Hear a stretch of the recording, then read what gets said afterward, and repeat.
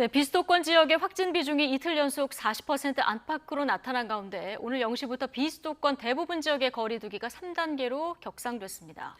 어제부터 대규모 백신 접종이 본격화하고 있지만 모더나 백신의 생산 문제로 인한 차질도 우려되고 있는데요. 자세한 내용 신상엽 감염내과 전문의와 나눠보도록 하겠습니다. 안녕하십니까? 네, 안녕하세요. 어서 오십시오. 예. 3주째 4자릿수 확진자가 나오고 있습니다. 교수님, 당국이 단기 목표를 정했는데 2주 동안 수도권 확진자 발생은 감소세로 전환하고 비수도권 확산세를 차단하겠다. 자, 방역 당국이 제시한 여러 가지 방역 조치들로 이 목표 달성 가능할 거라고 보십니까?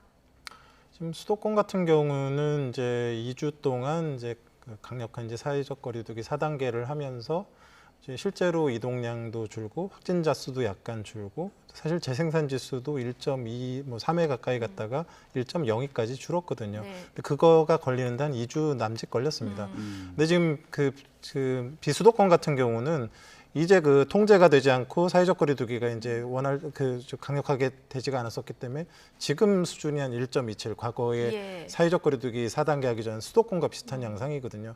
그러니까 비수도권 같은 경우는 수도권보다 조금 더 통제가 용이하기 때문에 그 지금 3단계이긴 하지만 이제 이런 사회적 거리두기가 잘 지켜졌을 때 수도권과 같은 비슷한 형태의 통제가 가능하지 않을까 이런 부분들을 기대하고 있는 것 같고요. 네. 그래서 그런 부분에서 이제 그런 오늘부터 사회적 거리두기가 이제 강화된 상황으로 보입니다. 예, 비수도권 상황 말씀해 주셨는데 오늘 0시부터 이제 3단계가 적용이 되는 상황입니다. 그런데 세부적으로 들어가 보면은 이게 뭐 다중이용시설, 그러니까 뭐 유흥업소 같은 데를 규제를 한다기보다는 개인 활동이라든가 사적 모임을 규제하는 방식이거든요. 좀 보완할 점은 없을까요? 이제 과거에는 이제 1, 2차 뭐 이런 유행들은 이제 고위험 시설에서 대규모 집단 발생이 이제 큰 유행을 주도했다 그러면 지금의 4차 유행은 20대, 30대 이제 젊은 층 중심으로 지역사회 소리 없는 전파들이 일어나고 있거든요. 예. 그래서 고위험 시설에서 방문해서 뭐 집단 감염보다는 정말 이제 세세한 사람들 간의 모임 간에서 이제 특히 이제 가족이나 친지나 이런 지인들 간의 모임 등을 통해서 이제 그 감염이 전파되고 있기 때문에 그런 사적 모임 금지에 대한 그런 부분에 방점을 좀 더 맞춘 거고요. 이제 고위험 시설이나 이렇게 다중이용 시설을 갖다 너무 통제를 하다 보면 이제 경제적인 여파도 그리고 실효성도 조금 떨어지는 그런 양상이 있어서 1차적으로는 이제 사적 모임 금지에 이제 방점을 맞춘 것 같습니다. 예. 네, 앞으로 확산세가 어떻게 될지 좀 짚어보고 있는데 여러 지표가 있겠습니다만 앞서서 감염 재생산 지수에 대해서 말씀을 해주셨거든요. 저희가 그래프를 준비했는데 좀 보면서 그래픽을 보면서 얘기해 보도록 하겠습니다. 네, 지난주에 1.09를 기록했는데 이게 보면 앞선 수치보다는 낮아진 것으로 나타나거든요. 이거 어떻게 해석을 해볼 수 있는 건가요? 결국은 이제 지금 이 4차 대유행을 주도하는 거는 이제 수도권이거든요. 수도권이 이제 계속 1.2대 높은 이제 생산 지수를 유지하고 1.3까지 올라갔다가 결국 2주 정도 이제 사회적 거리두기가 진행되면서 1.09로 전체적인 전국 단위의 재생산 지수가 이제 좀 떨어지는 양상이고요. 그러니까 이제 수도권은 실제적으로 이제 확진자가 줄면서 사실 재생산 지수가 1.0이 이제 거의 1에 가까워졌는데 지금 그 상대적으로 이제 숫자는 적지만 비수도권이 통제가 안 되면서 이 재생산 지수가 더 떨어지지 못하고 있는 그런 양상이거든요. 그래서 1.09도 아직은 유행이 확산되는 추세이긴 하지만 과거와 같이 1.23 이렇게 이제 강력한 확산이 되는 상황은 아니기 때문에 비수도권 내의 그런 이제 무너지는 그런 뚝들만 잘 막으면 사실 지금의 유행은 일 아래로 이제 어느 순간은 통제할 수 있지 않을까 이제 기대를 하고 있습니다. 예. 자, 상황이 어쨌든 안정되려고 하면은 백신 접종이 굉장히 절대적인 이런 상황인데요. 어제 모더나사가 생산 차질을 통보했습니다. 3분기 화이자와 함께 우리 주력 백신인데요. 어떻게 봐야 될까요? 뭐 화이자랑 모더나는 둘 다 뭐 mRNA 백신을 생산하는 그런 회사라는 건 이제 동일하지만 화이자 같은 경우는 뭐 전 세계 굴지의 자국적 제약 회사이기 때문에 자체 생산 라인도 가지고 있고 그런 유통망도 잘 갖춰져 있습니다. 그래서 생산한 백신들을 그때그때 잘 공급할 수 있는 그런 것들이 굉장히 원활한데 반면에 모더나 같은 경우는 사실 이제 벤처 기업이라고 보시면 되거든요. 기술력은 정말로 뛰어나지만 아직 그걸 만들 만한 그런 생산 시설이나 뭐 어떤 유통망이나 이런 것들을 갖추고 있는 회사가 아니기 때문에 그렇군요. 결국은 위탁 생산 중심으로 해야 되는데 그런 위탁 생산이라는 거는 사실은 그 안정성이 좀 떨어질 수밖에 없거든요. 그리고 그런 부분들에서 이제 좀 그 어떤 공급을 한다 그랬을 때의 그 공급에 대한 안정성 그런 부분들이 지금 문제가 좀 벌어지고 있는 것 같습니다. 자, 그렇다면은 정부가 이제 40대 이하 접종 계획도 이번 주 금요일에 발표한다 이렇게 얘기를 했거든요. 이 장기적인 접종 계획에는 좀 문제가 없을까요? 뭐 모더나가 꼭 아니더라도 사실은 지금 우리가 확보한 백신들은 굉장히 많이 있습니다. 그래서 이제 화이자나 아니면 기타 다른 백신들 위주로 이제 1차적으로 공급되는 순서로 가야 될 것 같고요. 예. 모더나는 사실 이제 4천만 회분이 이제 좀 공급 예정인데 아직은 한 3% 정도밖에 들어오지 않아 115만 회분 정도밖에 들어오지 않았기 때문에 또 어찌 보면 상대적으로 또 하반기에 또 이 모더나가 또 공급이 되게 되면 또 공급이 또 더 원활해질 수 있는 부분들이 있어서 예. 일단은 이제 공급이 그래도 어느 정도 안정적으로 공급이 되고 있는 화이자 중심으로 백신 접종이 진행될 수밖에 없을 것 같습니다. 예. 지금 모더나 그 공급 계획에 대해서 추가 설명이 있었는데요. 7월 말에 들어오기로 했다는 것이 이제 생산 차질이 있었다. 여기까지 어제 정부 당국이 전했었는데 8월로 일정이 조율된다 얘기를 했고요. 지금 나머지 다른 백신들의 공급 일정은 당초 계획대로 진행될 예정이다 이렇게 얘기를 했거든요. 앞서 교수님 말씀하신 대로 크게 걱정을 안 해도 되는 이런 상황이라고 봐야 될까요? 뭐 단순히 이제 7월 말에 들어와야 되는데 뭐 생산이나 유통 과정에 뭐 좀 문제가 있어서 8월에 뭐 정시에 충분한 양이 들어온다 그러면요. 뭐 사실 크게 뭐 이제 문제는 없을 것 같은데요. 다만 이제 우리가 이제 예측했던 그런 일정에 맞춰서 이제 1차 접종 이후 2차 접종을 할 때 그 이제 지금 그 3주에서 6주 간격으로 좀 이렇게 좀 자율적으로 2차 접종 간격을 이제 만들어 놓은 게 네. 어찌 보면 이제 그런 생산 차질에 의한 그런 공급이 원활치가 않을 때를 이제 대비한 그런 부분들이 있거든요. 그래서 네. 크게 문제는 없을 것 같습니다. 잘 예. 들어오기만 한다 그러면. 네, 문제가 없어야 될 텐데 그래도 혹시라도 앞으로 백신 접종 계획에 영향을 미치는 거 아닌가 이런 우려는 여전한 상황입니다. 그러다 보니까 이게 좀 궁금하더라고요. 분명히 모더나의 경우에는 국내에서요, 삼성 바이오로직스에서 위탁 생산을 한다고 들었는데 여기에서 생산하는 물량을 국내에서 바로 쓸 수는 없는 건지 어떻습니까? 현재 뭐 삼성바이오로직스의 자체 기술로 만든 그런 백신이 아니라 단순히 이제 그 거의 완료 직전의 것들을 이제 제품으로 제품화하는 그런 작업들을 하는 거라서 그런 백신을 어떻게 배분할지에 관련은 이제 기본적으로 모더나가 가지고 있고요. 네. 다만 이제 그런 공급하는 데 있어서 이제 협의 과정에서 국내에서 생산했기 때문에 바로바로 이제 공급될 수 있는 그런 여지가 있기 때문에 좀 이점이 있을 수는 있습니다. 추후에 공급을 받는 데 있어서. 근데 이제 뭐 지금 아직은 이제 8, 9월 정도 돼야지 시제품이 만들어지고 그 시제품을 이제 검증해가지고 이제 시판되려고 하면 시간이 조금 더 이제 걸릴 수 있는 상황이라서 기본적으로는 이제 아직은 수입을 좀 해서 와야 되는 상황이라고 봅니다. 예. 자, 그리고 이 부분 좀 많은 분들이 궁금해하셔서 질문 드리겠습니다. 교차 접종이라고 하죠. 어제 방역 당국이 이 부분 좀 설명을 했었는데 1차로 아스트라제네카 백신을 접종하고 2차로 화이자 백신 접종했을 때 더 높은 수준의 항체를 보유한다. 자, 이런 연구 결과가 나왔다는 어제 그 방역 당국의 브리핑이 있었거든요. 자, 이러면은 앞으로 이 교차 접종을 조금 더 적극적으로 활용해 볼 필요는 없을까요? 이제 앞으로 이제 교차 접종이 하나의 이제 접종의 중요한 방식이 될 가능성이 있다라고 생각을 합니다.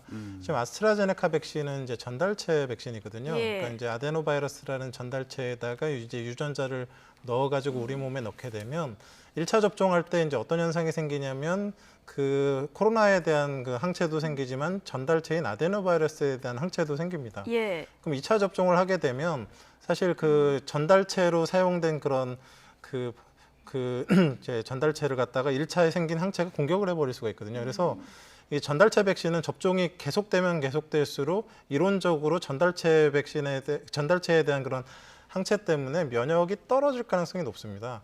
그래서 1차를 이제 전달체 백신을 접종하고 2차로 이제 그런 mRNA 백신을 접종하게 되면 그런 면역 체계 간섭이 없이 또 이제 그 각각의 그 백신의 장점들을 어우러져서 충분한 항체 효과와 또 이제 세포성 면역을 얻을 수 있는 가능성이 있어서 예. 지금 관련된 연구가 과거에는 안 됐었는데 지금 어찌 보면 코로나로 인해서 이제 백신 수급 관련해서 이런 연구들이 이제 어찌 보면 강제적으로 지금 진행되는 부분들이 있는데 생각보다 좋은 연구 결과들이 많이 나오고 있는 것 같습니다. 네. 예. 그러니까 아스트라제네카 백신을 맞고 화이자 백신을 맞는 경우에 대한 설명으로 이해를 하면 되겠군요. 예. 그렇다면 이 경우에는 어떨까? 델타 변이 바이러스가 지금 전 세계적으로 유행하는 상황인데 델타 변이에는 이게 효과가 어느 정도 있는지 이것도 중요하게 봐야 되는 부분이지 않겠습니까? 글쎄 이제 그 교차 접종이 백신이라는 게 이제 작용하는 원리가 이제 어떤 거냐면요. 그 바이러스는 스스로 생존을 하지 못하기 때문에 사람 몸 안에 세포에 들어와야 됩니다. 네. 근데 그냥 들어오는 게 아니라 이게 열쇠와 자물쇠 형식으로 들어오거든요. 그래서 바이러스의 스파이크 단백질이라는 부분의 이제 열쇠와 우리 몸에 이제 ACE 이니비터라는 그 자물쇠가 이렇게 붙어야지만 이제 내부로 들어올 수가 있는데 네. 이 백신으로 만들어지는 항체는 이 바이러스의 그 열쇠 부분을 감싸가지고 그 우리 몸의 세포랑 결합하지 못하게 만듭니다. 그러니까 백신 접종으로 인한 항체가 많아지면 많아질수록 우리 몸에 그 이제 바이러스들이 들어오지를 못하게 되니까 이제 그 감염이 되지 않게 되는데 변이라는 건 뭐냐면 이 바이러스가 열쇠 홈의 모양을 바꿔버리는 겁니다. 예. 그러면 기존의 백신의 항체들이 그 일부는 맞지만 일부는 맞지 않는 현상이 생기게 되거든요. 그래서 뭐 지금 뭐 델타 변이 같은 경우는 무슨 뭐 3.4배 정도 뭐 이렇게 교차 접종했을 때 감소된다, 뭐 예. 베타는 4.1배 감소된다 이런 얘기가 있다. 예를 들면 과거에 그냥 그 변이 이전의 바이러스가 지금 기존에 접종한 걸로 100개를 막아냈다 그러면 지금 변이 바이러스가 그 열쇠 부분을 이제 변형을 시켜가지고 그 100개 중에서 50개만 맞게 된다 그러면 중화 능력이 절반이 감소하게 되는 겁니다. 원래는 100개가 다 이제 그 바이러스를 막을 수 있었는데 50개만 막을 수 있게 되니까 그런 식으로 그 바이러스는 계속 그 본인이 들어가는 스파이크 단백질 부분, 열쇠 부분의 홈을 계속 바꿔가지고 우리가 기존에 했던 접종들을 이제 무력화시키게 되는데 교차 접종을 하게 되면 한 가지 백신에 대한 그런 바이러스 그 항체만 만드는 게 아니라 두 가지 백신에 대한 좀 다양한 항체를 만들게 됩니다. 그래서 그 맞을 확률이 더 높아지거든요. 실제로 지금 화이자를 2번 접종한 것보다 아스트라제네카랑 화이자 접종을 한 이렇게 교차 접종한 경우에 있어서 그 델타 변이 바이러스에 대한 효과가 좀 더 높게 나타나는 그런 현상이 나타나고 있거든요. 그래서 좀 더 다양한 형태의 항체 모양을 만들 수 있는 그런 그 접종이기도 해서 교차 접종이 향후에 어찌 보면 변이 바이러스에 있어서도 교차 접종이 좀 각광을 받을 수 있는 그런 부분들의 연구가 필요하지 않을까 생각이 됩니다. 예. 앞으로 뭐 델타 변이 이외에 다른 변이들이 또 나올지도 이 부분도 좀 주목되는데 전 세계적으로 좀 우세종이 됐다 방역 당국의 설명 조금 전에 있었습니다만 우리나라도 좀 예외가 아닌 것 같습니다. 우리나라도 이번 주 중에 아마 50%가 넘을 수 있다 방역 당국이 이렇게 설명을 했는데 좀 시기가 예상했던 것보다는 좀 빠르다고 봐야 될까요? 그 선진국이나 영국이나 뭐 미국 같은 예를 보면 뭐 거의 뭐 80% 이상이 우세종이 되는데 한 달도 걸리지 않았거든요. 예. 그래서 지금 우리나라 같은 경우도 지금 전수조사를 하는 게 아니라 어떤 이제 집단 발생을 하게 되면 한 2명 정도의 이제 그런 샘플을 받아서 검사를 하는데 이렇게 나오는 정도라 그러면 실제로는 제가 보기에는 50% 이상이 이미 그 우세종이 됐다라고 판단이 되고 있는 상황이고요. 앞으로 이제 전파력이 높은 바이러스는 계속 더 유리한 생존력을 가질 수밖에 없기 때문에 결국 우리나라에서도 80% 이상이 결국 델타 바이러스의 그런 우세종으로 되는 시기가 뭐 한 달, 뭐 2달 이내 곧 오리라 생각을 하고 있습니다. 예. 네, 지금 저희가 여러 가지 백신 효능과 관련해서 얘기를 해보고 있는데 오늘 이 부분 궁금하신 분들 많을 것 같습니다. 화이자 백신을 접종한 이후에 심근염으로 숨진 사례에 대해서 정부가 백신과의 인과성을 처음으로 인정을 했는데 어떤 근거를 봤다고 봐야 될까요? 지금 참 안타까운 일이고 사실 해외에서도 참 굉장히 드문 일 중에 하나인데요. 보통은 이제 백신 접종 이후에 심근염은 그 심실이라고 심장에 이제 피를 짜는 곳에 이제 주로 이제 생기고요. 보통은 1차보다 2차 접종 이후에 보통 이제 접종 후 일주일 이내에 생기는데 지금 요번 경우에 같은 경우는 그 심방에서 심실로 이제 그 심장의 전류 흐름이 내려가게 되는데 그런 심방 부분이랑 심실 내려가는 그 전도계를 주관하는 그런 부분의 심실에 이제 그 염증이 오면서 그 부정맥이 생기면서 심장이 이제 박동을 제대로 하지 못하면서 이제 일어나는 현상이거든요. 그러니까 염증이 심해서 이제 사망하신 그런 게 아니고 심장에 부정맥이 오면서 심장이 뛰지 못하는 상황들이 벌어지면서 아마도 이런 경우가 생긴 걸로 보여서 앞으로도 이제 이런 경우들을 이제 우리가 경험을 했기 때문에 지금 mRNA 백신 특히 이제 16세 이상의 젊은 남성분들 2차 접종 이후 일주일 이내에 가슴이 답답하거나 뭐 심장이 벌렁거리거나 뭔가 이제 불편감이 느끼시는 그런 상황에서는 사실 적극적으로 좀 병원 진료를 받고 이제 확인하시는 게 이제 도움이 될 것 같습니다. 예. 자, mRNA 백신이 이제 3, 4분기 주요 아마 백신이 될 텐데 이런 증상이 나타나면은 그냥 넘기지 말고 좀 적극적으로 대처하는 게 필요해 보입니다. 지금까지 심상엽 감염내과 전문의와 이야기 나눠봤습니다. 오늘 고맙습니다. 네, 고맙습니다.